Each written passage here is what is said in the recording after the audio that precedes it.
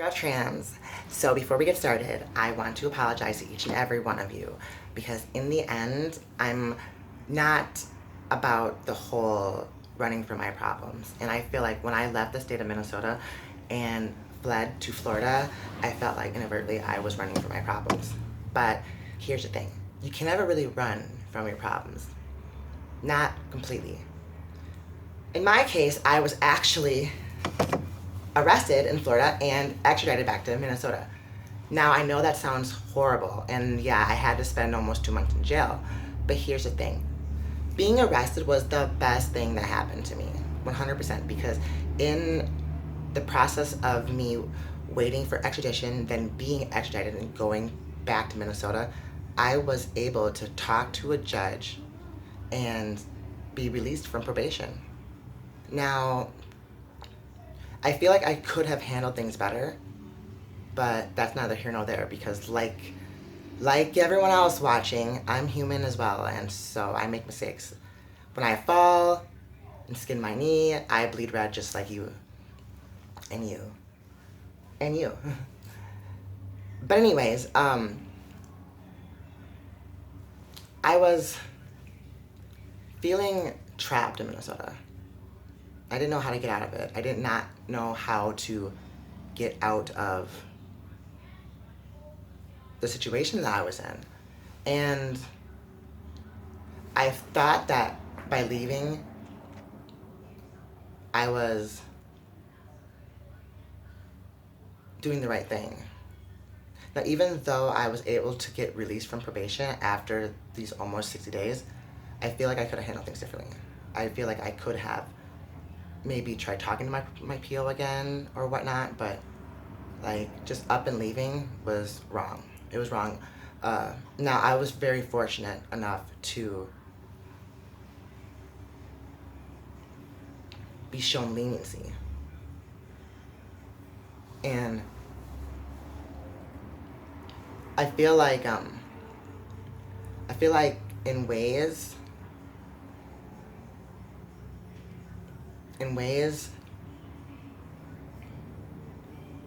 I was wrong for leaving, but then again, in ways I felt like I was right by leaving.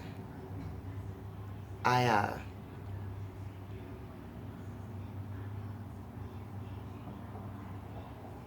glad that everything has worked itself out, but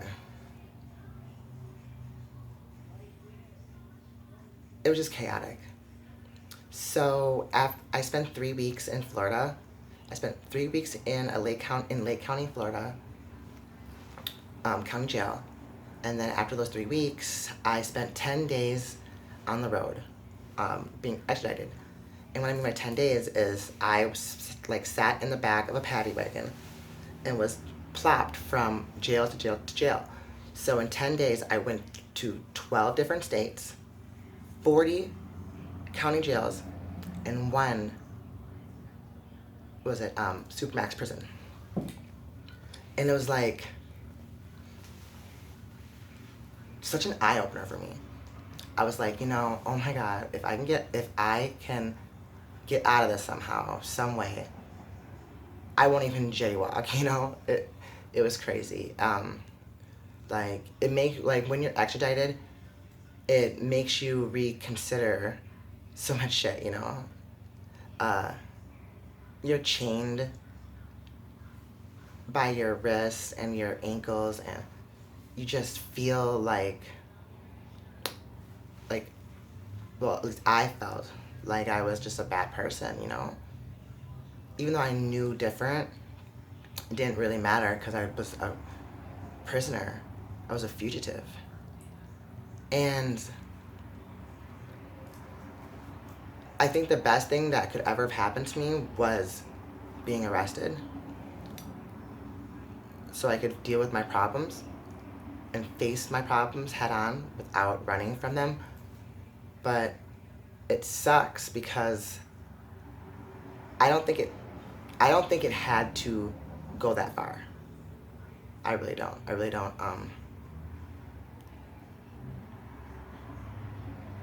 I fucked up, I fucked up, and I just want you guys to know that regardless, I, how do I want to put this? I've grown from this experience, like 100%. It was very humbling. Not only humbling, but like it was shocking. It was, it's crazy. But I want you guys to know that a lot of times people feel like they feel like they've been put into a fight or flight situation, and instead of like like fighting, or not fighting because but like doing the right thing and fighting for what's right, I just fled. And I regret that. And I'm so sorry, you guys, for leaving.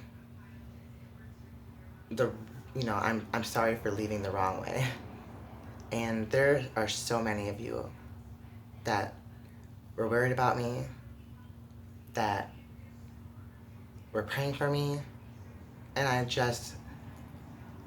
cannot tell you how much that means to me. It has touched me far deeper than my heart or my soul. It's amazing. There are some things that I was a little upset about when I got released, though.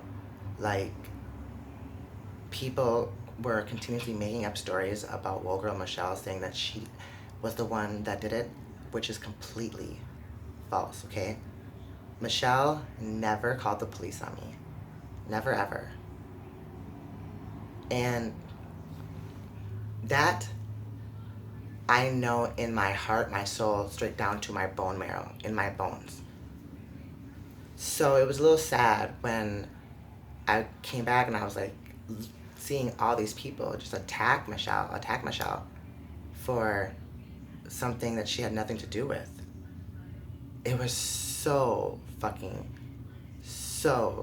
disgusting in my opinion. And y'all know who you are that did that. I just feel like in the end, the only person that was really to blame was me. I was the one that fucked up 10 years ago. I was the one that left the state 9.5 years later. I was the one that chose to violate my probation.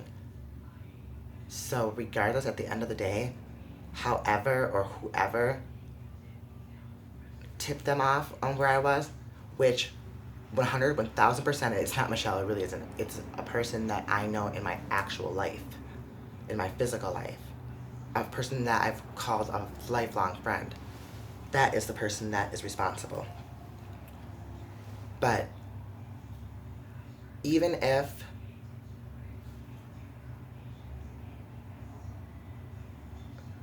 or regardless, I still was wrong.